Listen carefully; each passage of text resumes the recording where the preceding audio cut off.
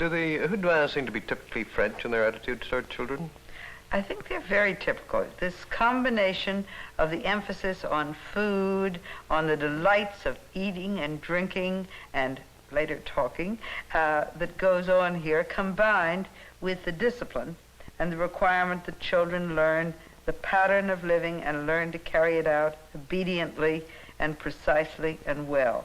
This is very typical of the way in which the French bring up their children in rural regions like this. At what age is a child expected to accept this discipline?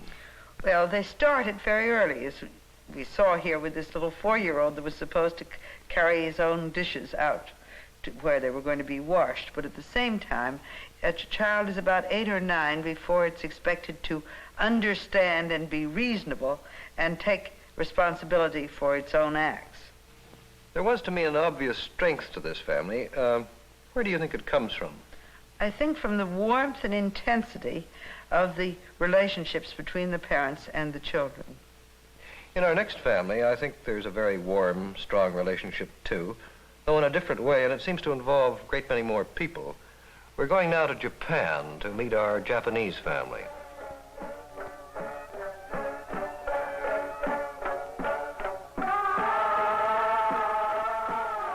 Close to the village of Mitsugi, which is about 25 miles from downtown Tokyo, the Motoki family has its 4 parcels of farmland, almost 5 acres in all. Their fields are planted to vegetables, rice, tea, and mulberry leaves for the silkworms. This field is almost 2 miles from the house, so Father Motoki often uses the 3-wheeled motorcycle truck. The family has held this land for 300 years. It's good land, but is worked hard and needs constant enrichment with fertilizer, both chemical and human. On the biggest parcel of land is the family house made of wood and plaster. Last year, the Motokis replaced the old thatched roof with a new tin one. Translucent sliding panels take the place of windows and also divide the house into a changeable pattern of rooms. On one side is the working and informal area, with a sunken fireplace in the center where the family sits for tea. There are 2 small pottery cook stoves which burn charcoal and brushwood. The barrel-like bath is heated from below. The other side is the more formal living area, where the family shrines are, where dinner is eaten, and where the bedding is laid out at night on the matted floors. There are 7 members in the family, and the farm earns a gross income of about $1,600 a year to support them. Grandfather and Grandmother Motoki are active working members of the family. He is back from gathering leaves for fertilizer in the mountains. This is Hatsuko, their 5-year-old granddaughter. The grandmother is wearing the baby on her back, fastened firmly, while she has her hands free to cut up lemons.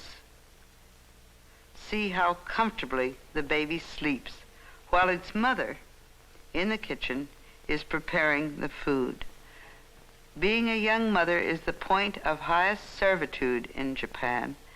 On her falls all the work, while the authority is given to the grandmother, and the pleasures to the very young children.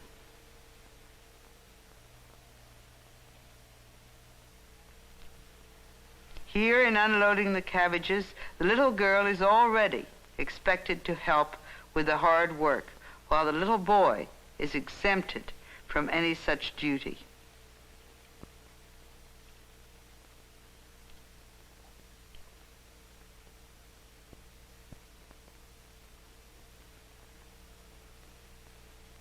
The grandmother enters the house. One can see how she has spent her life carrying things on her back. And these children have beautiful, intricate, specially manufactured toys to play with, where they begin to develop their first aesthetic sense.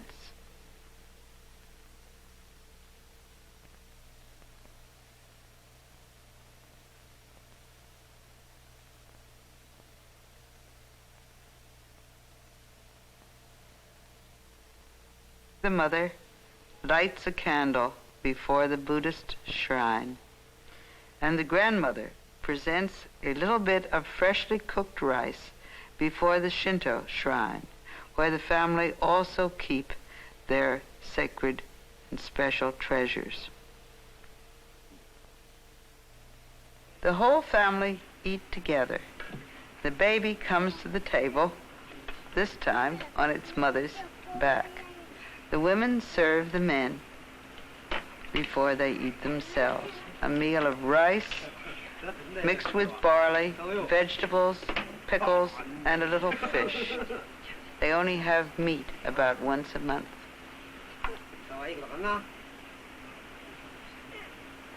Here again, the little boy is allowed a little more leeway than his sister. And the little sister sits close to her grandmother, who keeps her in order.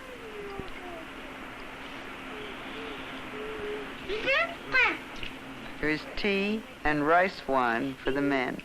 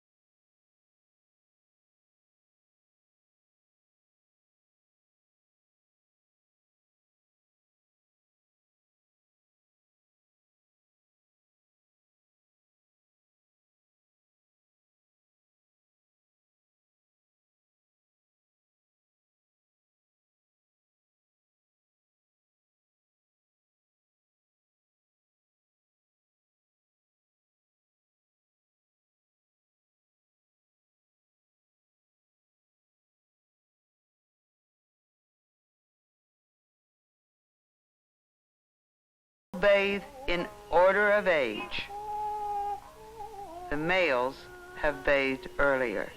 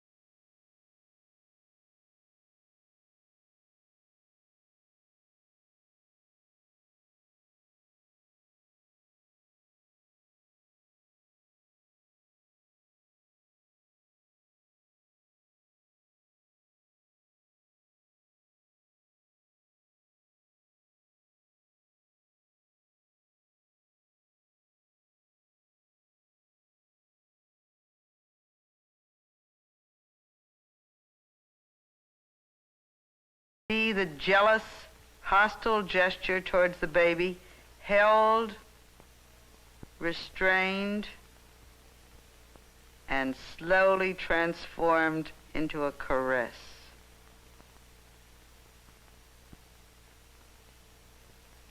While the little girl plays on her mother's back where she was once carried.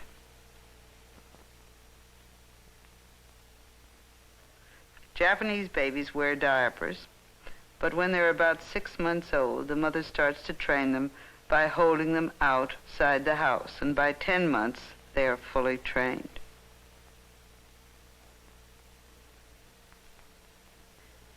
And here the little boy goes on with his tantrum, while his mother playfully restrains him and at the same time encourages his sense of mastery and rightful masculine domination over women. life here goes on the floor, as it did in India. But while the Indian farmhouse with its earthen floor is an extension of the outdoors, indoors, the Japanese house with its mat-covered floor is extraordinarily indoors, and no spot of earth is allowed to be carried in. The men of the household, well-fed, well-bathed, comfortable and warm, sit and have their evening tea, and grandmother sits with them.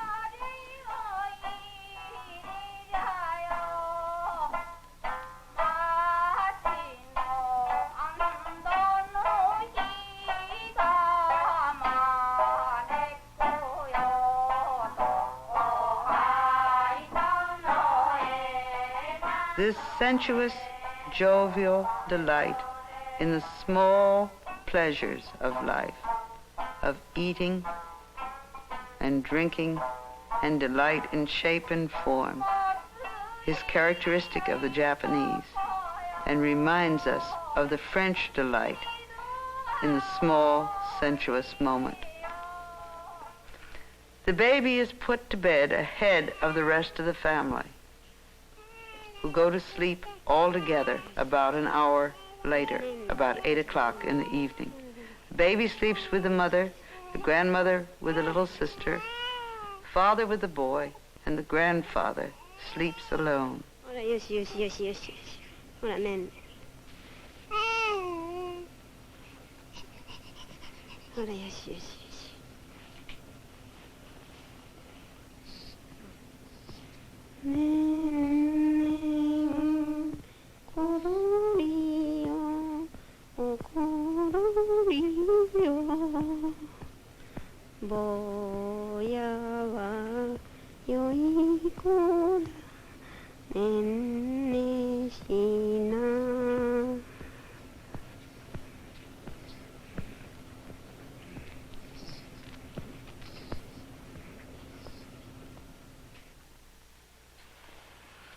Childhood in Japan seems to be a boy's world.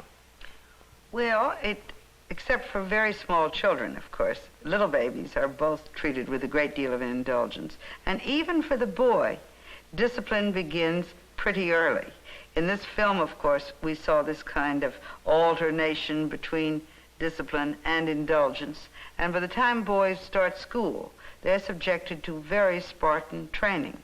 But of course, this early training in, well, you saw it in the temper tantrum here, where the boy suddenly yielded to impulse. This kind of alternation between discipline and impulse does go on throughout Japanese life, with its strong emphasis on duty and discipline on the one hand, and immediate yielding to impulse on the other. The mother seemed to have a rather thin time of it, I thought. Well, of course, this was the point at which the mother is, as you might say, at her lowest ebb. She has to submit to her mother-in-law and wait on her husband and wait on her children. But someday she will be a mother-in-law. Her little boy will grow up to bring her a daughter-in-law to dominate. In North America, women are believed to have a more dominant position. Some critics even say too dominant. Our next family is North American, a farm family in Saskatchewan.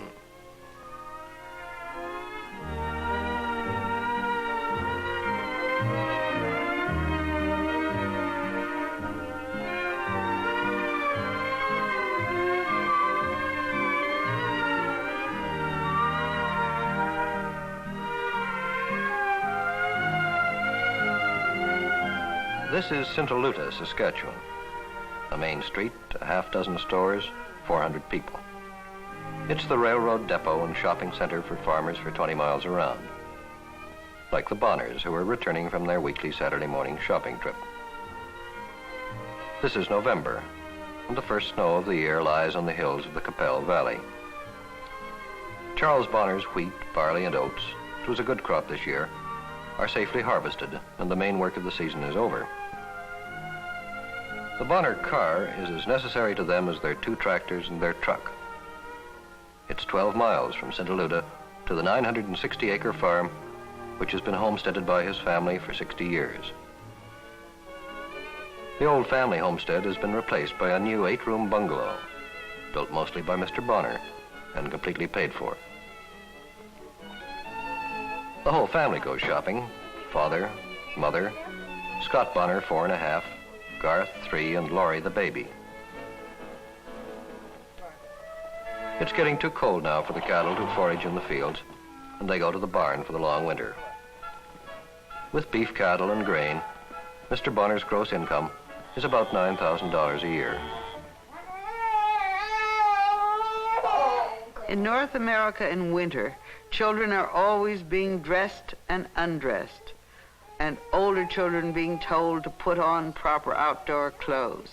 The line between the outdoors and the indoors is drawn by this endless changing of clothes. You sit there for a minute. Tom gets your coat off.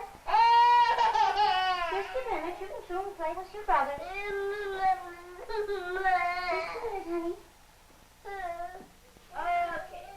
Girls and boys are dressed alike, with an emphasis on the activity that is expected from both of them. Here there are abundant toys, factory-made, and each child owns his own. This is a way in which North American children are taught to respect each other's property rights, and the older boys feel free to protect their toys against the inroads of their baby sister.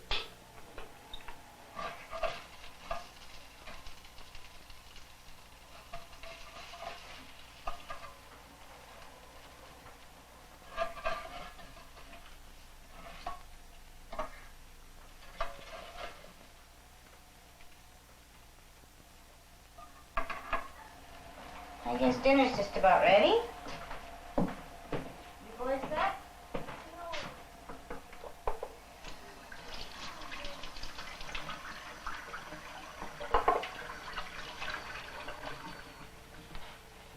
Each child has his own place at the table, and as in France, the baby sits in a high chair, which brings her up to the level of the rest of the family. She wears a bib which protects her clothes in this family where there are so very many clothes to wash. What's your question out now? Yes, you're going to say grace now. That's you first. You first. For what? For what we're seeing, The Lord the Lord who is make us truly make us truly thankful. thankful. Amen. Amen. Instead of the elders performing the religious ceremonies, the mother helps the small boy to take the lead in saying grace. Well, honey, you don't have to have carrots. Mother feeds the baby the first couple of spoonfuls of food that is the regular family food, and then the baby is expected to take the spoon and feed herself. Another part of independence training. Oh, you'll never grow big like Daddy, that's for sure. You'll never grow big like Daddy if you don't eat carrots. Oh, yes, I am. Oh, no, you won't. Now it's so. No, that's fine. The older boy is allowed to speak to his father with independence and assertiveness bordering on cheekiness, but the father definitely sets the limits beyond which he cannot go. Mommy?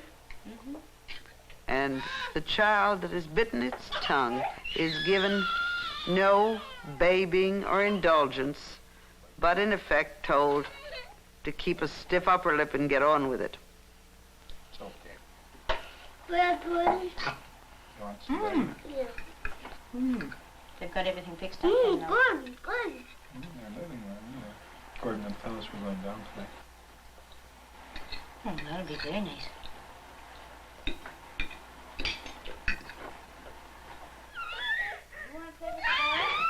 After the meal, the whole family gather for a brief period of pre-bedtime rough house. And here the father is involved in a fantasy with the children, suggesting that they all play bucking bronco and give the baby sister a chance to ride the bronco.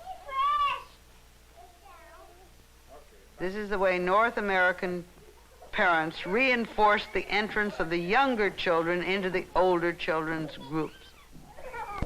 Meanwhile, the mother, not so much dominant as exceedingly efficient, is organizing the baby's bath.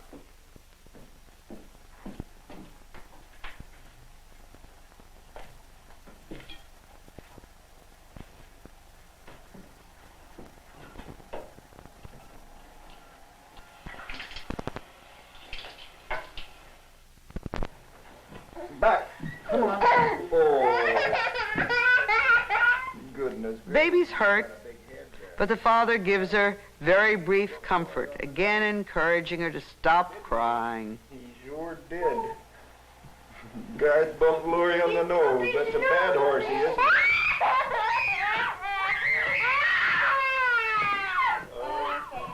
Mother walks carefully among the children on the floor, takes the baby matter-of-factly, although she's still crying. Boys ready for their bath, Daddy?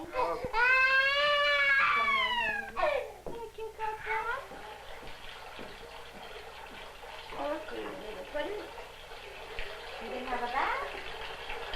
Meanwhile, the father picks up the toys before he can settle down, for in North America, the living room has been transformed into a glorified playpen shared by the parents and the children. Pieces have to be washed.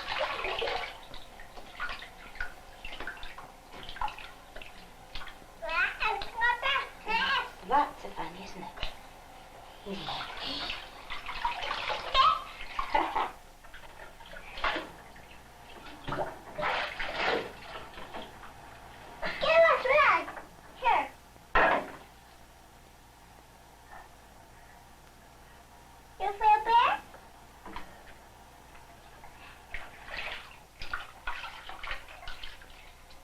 Okay, please.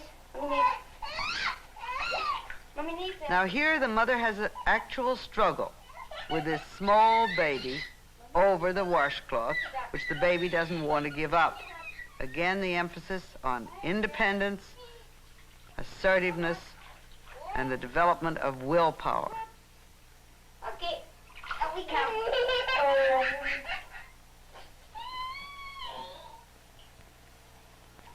Now follows a ritual which is thought of as medical, as the baby's ears and nose are painfully probed,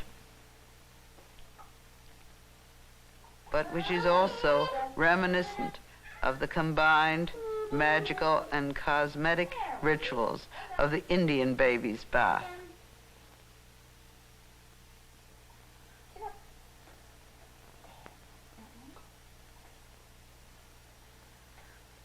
A fresh diaper from the great pile of diapers that the mother has to wash every day,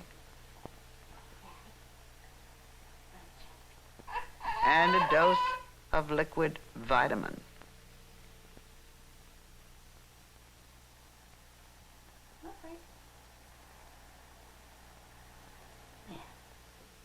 Now the mother carrying the baby on her right arm, which shows that normally she does not hold the baby and do any work, picks up the bottle and takes the baby away to bed.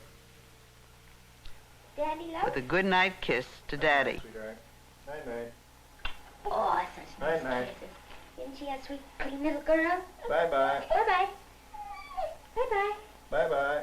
That's a girl. Night-night. Bye-bye.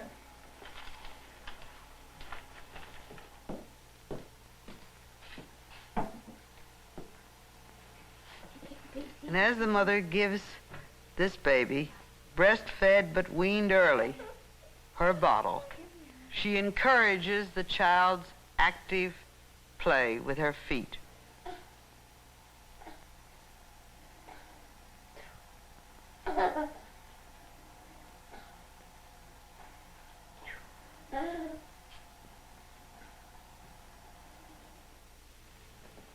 The only baby who didn't get a lullaby was the Canadian baby. No, this baby isn't going to get a lullaby. It's going to be put quietly down in its crib. The light will be put out. The door will be closed. Be left all alone to go to sleep and develop its character. What would you say would be the chief attitudes towards children in this family? It's very conspicuously child-centered, and father and mother are much more focused on the children than they are in any of the other families that we've looked at. And there's a great deal of stress on the children being active, independent, self-reliant, learning not to show pain, not to expect a lot of indulgence, to respect each other's rights, practice fair play, and grow up to be independent individualities. Is this typically North American? I think it's generally North American in the sense it's the image that North Americans have of the average farm family and that Europeans have, with one exception. People in other parts of the world are struck by the high standard of living of this family with its machinery, indoors and outdoors. And they don't realize how much hard manual work goes into maintaining a home like this. Mr. Bonner built this house with the work of his own hands, a great deal of it. And Mrs. Bonner does all her own work, has no servants, does her own laundry, and even makes more of her children's clothes than even the Indian mother does. We asked the advisors we had in each country what was the worst thing they thought a child could do in their country. Now, in India, it was to fight with other children and use bad words. In France, it was to lie or to be disobedient. And in Japan, it was to be disobedient or insolent. What would you think it would be for Canada? I usually play safe with Canada and simply describe England and the United States and let the Canadians take their choice. In the United States, the most usual answer would be to steal, and in England, to show cruelty to an animal. We also asked our advisors in each country what national characteristics of that country could be traced to attitudes towards children. Dr. Kamala Bhutta of Bombay. Well, if the children don't do as they are told, then they are of course punished. Punishment mostly takes the form of beating. There are also threats of punishment, which are seldom carried out. Perhaps because the adults seldom carry out their promises and threats to the children grow up with a distrust of their environment. In adulthood, they seem to find it difficult to trust anybody. Again, perhaps because of the kind of relationship they have with their parents, they grow up with a lack of self-esteem and self-confidence. Another marked characteristic which develops perhaps as a result of this upbringing is a great lack of emotional depth. Dr. Jenny Aubry of Paris. Vous avez vu dans le film qu'il se passe énormément de choses autour de la bouche. Dr. Aubry believes that the many pleasures the child receives in connection with its mouth, feeding, playing, exchanging gifts of food, has a direct bearing on Frenchmen's love of good food and ability to speak fluently, and also that it later results in good marital and sexual relations among adults. Cela dérive de ces relations de la première enfance entre la mère et l'enfant. Dr. Takio Doi of Tokyo. I think what Japanese parents want most of their children is that they become sunao, which is a Japanese word meaning docile, gentle, or obedient in English. As I understand, those character traits are not necessarily so highly valued in Western societies because they tend to make people more submissive and dependent. Some people feel it's wrong to talk about national character. How accurate is it? I'd like to let the audience who've looked at these four families judge for themselves. You've seen these four families in four different countries in unrehearsed home scenes. And you've seen how differently they did things that are nevertheless common to us all. how different the relationships between parents and children, between people and food, between people and space. But also, even though the characteristics show so clearly, isn't it striking that also in each of these families our common humanity shows through? India, France, Japan, Canada. A comparisons of 4 families with Dr. Margaret Mead and Ian McNeill.